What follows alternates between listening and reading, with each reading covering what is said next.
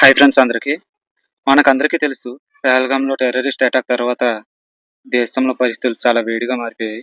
ప్రతి ఒక్క భారతీయుడి రక్తం మరుగుతోంది. ఎంతలా అంటే ఒకవేళ యుద్ధం వస్తే మన దేశంలో ఉండే ప్రతి ఒక్క పౌరుడు కూడా ఒక్క ఛాన్స్ ఇస్తే యుద్ధంలో పాల్గొని వాళ్ళ ప్రాణాలు అర్పించడానికైనా సిద్ధంగా ఉన్నారు. ఇటువంటి పరిస్థితిలో మన దేశంలో ఏ 2 మతాల మధ్య ఒక చిన్న మిస్‌ఫైర్ అయినా కూడా అది మన దేశ అంతర్గత యుద్ధానికి దారి తీయొచ్చు. నేనేం చెప్పాలనుకుంటున్నానంటే మనకందరికీ తెలుసు వాట్సాప్‌లో గాని, సోషల్ మీడియాలో గాని కొన్ని వార్తలు బాగా వైరల్ అయితాయి.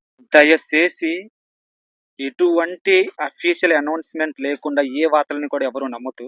మతపరమైన పోస్టులు పెట్టి మన దేశంలో మతాల మధ్య చిచ్చు రేపి మన దేశాన్ని అల్లకల్లోలం చేసే అవకాశం ఉంది. మేబీ ఇది కూడా ఒక ప్లాన్‌లో భాగమే అయ్యుండొచ్చు కదా!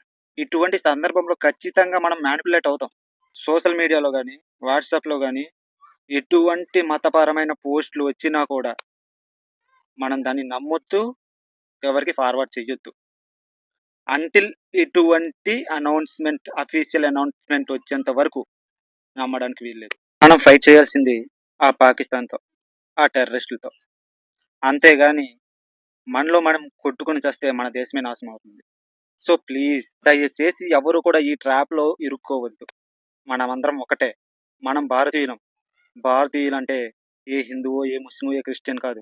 మనమందరం ఇండియన్స్. మనందరం కలిసి ఫైట్ చేసి మన పవర్ ఏంటో వాళ్ళకి చూపిద్దాం. భారత్ మాతాకి జై! జై హింద్.